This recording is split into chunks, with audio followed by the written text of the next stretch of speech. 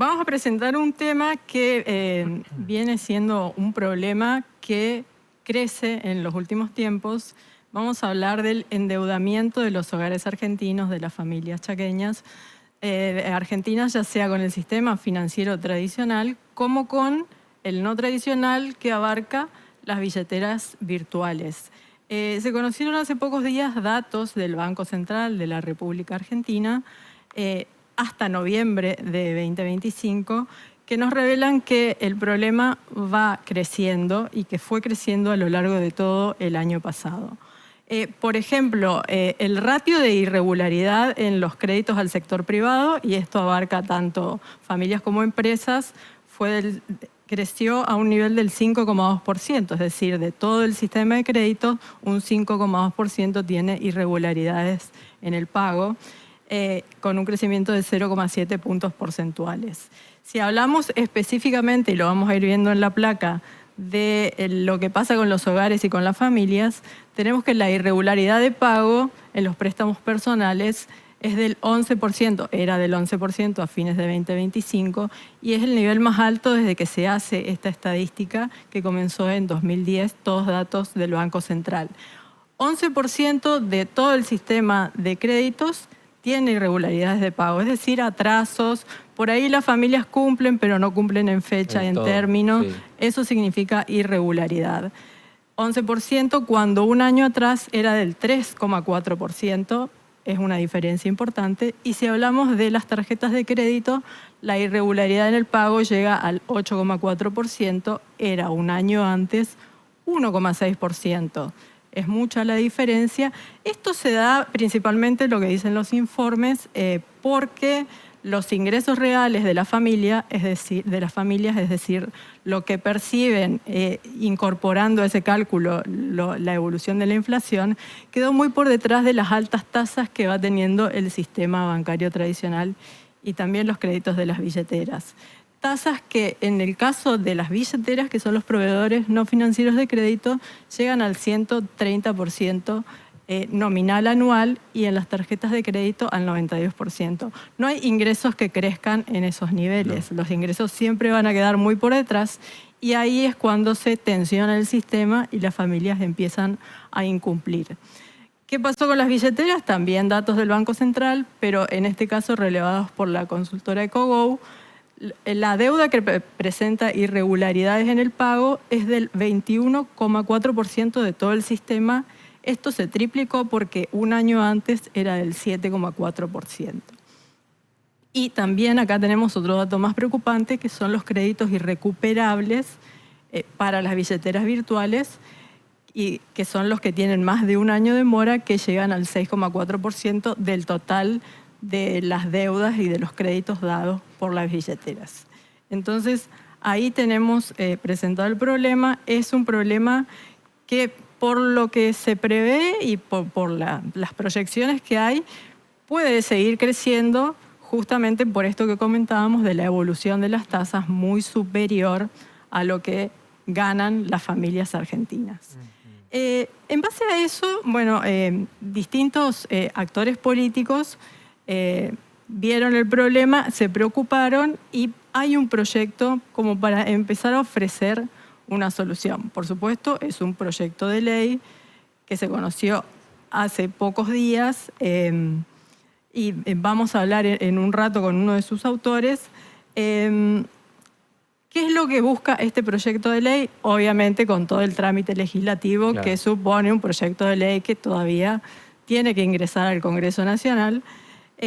Prevé que lances de créditos a las familias endeudadas, a ciertos actores, jubilados, por ejemplo, empleados en relación de dependencia, y que esos créditos sean de hasta 1,5 millones de pesos para ir saldando las deudas que tengan, tanto con bancos como con las billeteras virtuales.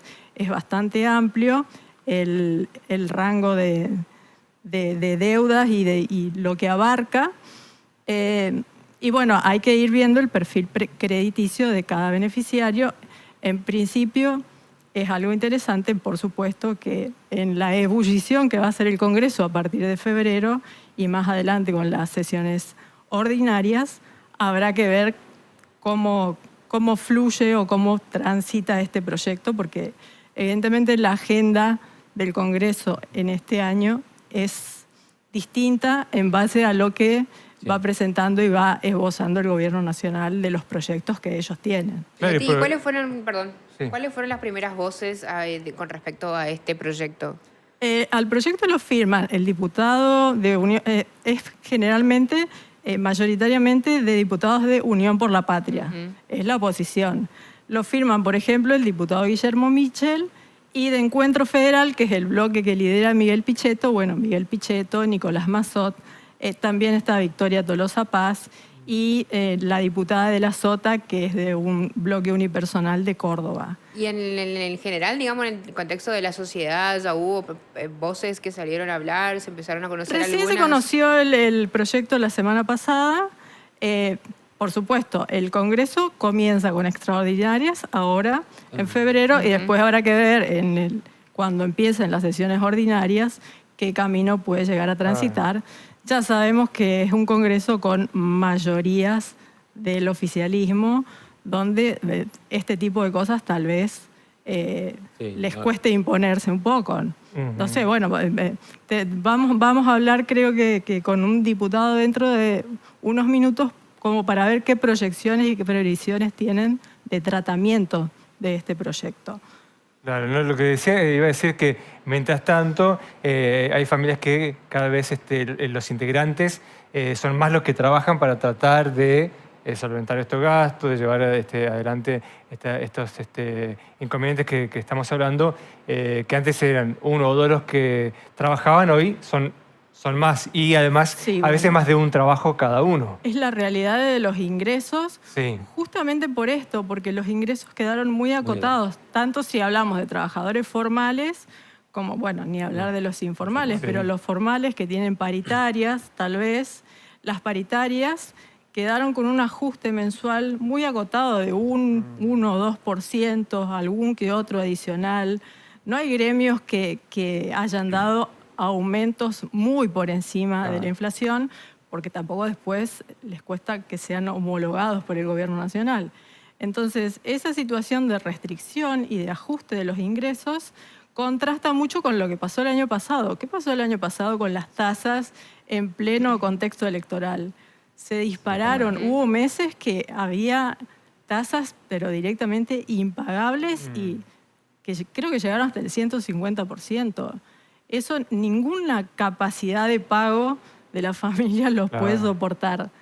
Piensen en un nivel así anual, no hay ingresos que crezcan en esa medida, por lo menos en el país. Leti, ahí me mandan un mensaje que entraron tarde a escuchar cuando presentabas el tema. Y eso, cuando decías ahí de tasas de interés de proveedores no financieros de crédito, ¿a qué te referís? Los proveedores son justamente la fintech. Las fintech son las billeteras virtuales. Eso era porque ahí no... Claro. Y es una diferencia porque esto es un promedio, por supuesto, tasa nominal anual de los créditos que ofrecen las billeteras, porque también, bueno, cuando no tenemos más crédito en el sistema bancario tradicional, por ahí un préstamo personal o un gasto o algo con la tarjeta, recurrimos a las billeteras. Tienen menores montos prestables, pero de todas maneras, bueno, claro, las tasas de interés son bastante superiores. Y bueno, las tarjetas de crédito las pusimos como para comparar cuáles son los niveles. Totalmente. Creció mucho también esto que decía del tema de las compras con tarjeta de crédito, que también en cuotas, principalmente en cosas como alimentos, que antes no sucedía y hoy creció mucho. Y eso también genera un tema con lo que yo hablaba, bueno, de este tema hablábamos justamente el año pasado. Vino al Chaco Juan Cuatromo, que es el presidente de ABAPRA, que es la asociación que agrupa a los bancos públicos y privados del país. Hubo un congreso muy importante acá. Él es el líder y la cara visible del sistema financiero y bancario tradicional, y le planteábamos el tema ya del endeudamiento, y él nos decía que tal vez esto surge, lo que pasó en 2025, como consecuencia de que en 2024 creció un montón el crédito en el país. El crédito de todo tipo, hipotecario, para consumo, para las empresas. Hubo como un boom ahí. Es como que todo el mundo tomó créditos, pero después los ingresos fueron evolucionando de una forma, como dijimos, muy por debajo de las tasas. Claro. Y ahí se dio esa diferencia o ese estrés en el sistema de pagos que las familias empezaron a encontrar dificultades para afrontar todas esas deudas. Lo reconocía el principal representante de los bancos. Bueno, más allá de reconocerlo, por ahí algunos bancos sí tienen algunos instrumentos como para ir aliviando la situación de las familias, no todos, por supuesto. Bueno, eso también, sumando un poco lo que también dice Agus, con respecto a que antes supiste que la tarjeta de crédito se usaba como para gastos menores, digamos, en el sentido que te vas a comprar ropa, zapatos, lo que sea. Y ahora, Y ahora el tema de la consumos. comida, pero no todos tienen, por ejemplo, las tarjetas tienen cuotas sin interés, por ejemplo, en los supermercados. Claro. El otro día yo yo tuve un problema con mi tarjeta que las di de baja y nunca más las voy a buscar. Entonces no tenía el efectivo para hacer el pago y fui y pagué con tarjeta. Eran 10.000 pesos lo que tenía que pagar y con una tarjeta que nunca tenía cuotas y la pasé y me dice, ¿querés en una o en tres? Y yo, tipo, ¿desde cuándo tenés cuotas con esa tarjeta? Y bueno, y ahí después hablando con la gente en general o vos escuchás mientras estás en la fila del supermercado y la gente paga 15.000 pesos en tres cuotas, digamos. cuotas. O sea, sí. eso aumentó un montón, porque vos decís, bueno, no sé, 300.000 pesos, bueno, sí, la pagas en tres cuotas, digamos, pero 15.000, 10.000, 20.000 pesos en tres cuotas. Sí. Obviamente que vos decís, Claro, bueno, algo te tiene que hacer. Claro, que cambio. antes lo hacías en efectivo, por ejemplo. Ahora no, se complica y tenés que recurrir a eso, lamentablemente. Exactamente, sí. Bueno, Leticia, muchas gracias, Gracias. por es un... A ver. Ahí vamos a ver si podemos conectarnos con Sí, el para hablar diputado, que del estábamos teniendo proyecto. inconvenientes, pero estaría muy bueno charlar con él y que nos cuente Porque y es explique el un poco. autor principal Sí. del proyecto que comentábamos, que hace jugar al ANSES como un tipo de solución, un tipo de solución parcial, por supuesto, para quienes tengan deudas que comprometan mucho sus ingresos. Hay familias que tienen comprometido. Había un ratio también que lo dio a conocer una consultora, que las deudas superan en el 140% los ingresos de las familias. Es un nivel, claro, imagínate que Imposible. Más de deuda. es superior al 140% de los ingresos que tienen las familias. Bueno, creo que lo tenemos conectado. Entiendo que está desde Entre Ríos el diputado nacional Guillermo Michel, de Unión por la Patria. Diputado, bienvenido a Norte TV y a Sensación Térmica. Bueno, buen día para todos ustedes, para el equipo y gracias por permitirme llegar a gran parte del país a través de ustedes. Estábamos hablando en la previa del proyecto del cual usted es uno de los firmantes, de este programa de desendeudamiento de las familias argentinas. Repasamos un poco de qué se trata el problema y los datos que conocimos recientemente del Banco Central de la República Argentina sobre el endeudamiento y la irregularidad de pagos con préstamos personales y tarjetas de crédito. Repasemos, diputado, ¿quiénes serían los destinatarios de este proyecto que usted presentó y cómo se pueden acceder a estos créditos? Bueno, yo los estaba escuchando. Claramente el origen o lo que motivó la presentación de este proyecto es lo que ustedes señalaban. Acá para la mayoría de los argentinos el día 15 fin de mes, porque la verdad la suba de los gastos fijos, los gastos inflexibles, la luz, el gas, la nafta, todo lo que tiene que ver con la salud, está aumentando muy por encima de la inflación. Entonces, ¿qué ocurre? Las familias se endeudan para comprar alimentos, se endeudan para pagar las tarifas de los servicios y como no pueden pagar esas deudas, terminan de alguna forma roleando esa deuda. ¿Qué es? No pueden pagar el saldo de la tarjeta, agarran el celular, a un clic con una billetera virtual, toman un préstamo, con esa billetera virtual le pagan a la tarjeta y como no pueden pagar la billetera virtual, terminan sacando un préstamo en una cooperativa o en una mutual. Entonces, ¿a qué apuntamos nosotros? Esas pequeñas deudas Por eso ponemos un tope de 1,5 millones de pesos. No es para el que cambió el auto, no es Claro. para el que está arreglando la casa, sino son deudas que en un promedio los tenemos medido en 500.000 pesos aproximadamente, que la persona puede a través del Fondo de Garantía de Sustentabilidad tramitar una línea de crédito a una tasa de mercado. Nosotros proponemos TAMAR, que es la tasa de referencia del Banco Central, más 10 puntos, para que el Fondo de Garantía de Sustentabilidad, para que los jubilados no pierdan, pero también para que la persona no termine pagando 2 o 3 veces el monto que tomó un crédito. ¿A quién apunta esto? Trabajadores de hasta 6 salarios mínimos vital y móviles, jubilados de hasta 6 veces la mínima, todo lo que es personal de casas particulares y monotributistas categoría A, B, C y D. Estamos hablando de un universo aproximado de 15 millones de personas. Entonces, a esos hogares de recursos más bajos, lo que le decimos es usar la plata del Fondo de Garantía de Sustentabilidad, cancelar la deuda con la tarjeta de crédito, cancelar la deuda con la billetera virtual. Ahora se lo vas a pagar al ANSES, nadie le va a regalar nada, pero lo va a pagar en un plazo razonable y a una tasa razonable. Más o También de menos en qué mercado. niveles están esas tasas. Hablemos hoy, por ejemplo, bueno, no sé, el proyecto tendrá su desarrollo legislativo, pero ¿a qué nivel de tasas y cuál es la diferencia con las tasas que por ahí están pagando hoy por los créditos las familias? Bueno, aproximadamente hoy el costo financiero total de cualquier préstamo, porque una cosa es la tasa de interés y otro Sí. el costo financiero total, que es el seguro que le ponen, el procedimiento, el gasto administrativo de otorgamiento, etcétera. Es lo que siempre hay más que o- mirar, sí. Es lo que hay que mirar. Es aproximadamente el 100%. Uno toma un préstamo de 300.000 pesos y al año tiene que devolver entre 600 y 700.000 pesos. Sí. Eso es con las tasas actuales del mercado.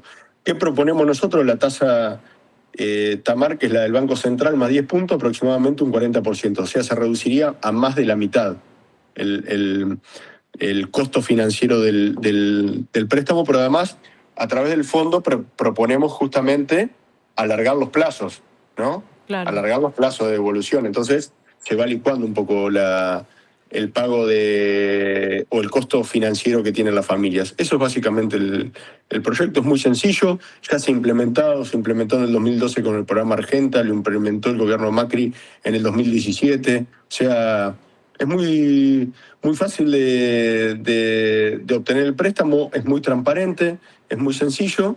Lo que proponemos es implementar una política de Estado para que no pierda el Estado, que no pierda los jubilados, que no pierda el Fondo de Garantía de Sustentabilidad, pero que para las familias sea pagable en un plazo y de un modo razonable esta deuda. Ahora, observando lo que puede llegar a contener la agenda legislativa este año, ¿cuáles son las perspectivas de que este proyecto pueda avanzar? Bueno, Entendiendo mire, que también lo firman diputados de Encuentro Federal, por ejemplo, un bloque Exacto. importante. Exacto, bueno, nuestra idea fue justamente esa, fue ampliar la base de diálogo del peronismo, ir a otros espacios, por eso conseguimos hablar con Nicolás Massot, logramos su acompañamiento, Pichetto, Natalia de la Sota. La idea es darle la mayor potencia legislativa posible al proyecto para discutirlo. Obviamente, no nos queremos lo digo la verdad, puede estar sujeto a mejora, lo discutiremos en comisión, pero la idea es avanzar. Y yo estoy seguro que este es un problema de los argentinos, no es un problema de la política. Este es un problema de los argentinos que hay que resolverlo, y hay que resolverlo pensando en la gente y pensando en que el Estado no pierda plata. Entonces, no proponemos ningún regalo, ningún subsidio. Lo que proponemos es un crédito a tasas normales del mercado. Ahora, diputado, ¿qué cantidad de argentinos están hoy en esta situación? ¿Puede ser que sean unos 15 millones los que estén en condiciones de acceder a este tipo de créditos, a esta solución que ustedes ofrecen con este proyecto? Sí, es un universo aproximado de 15 millones. Lo que pasa es que, saben que es muy difícil, porque a ver, yo soy de Gualeguaychú, y acá en Gualeguaychú hay un montón de mecanismos informales donde estas familias se endeudan también. Claro.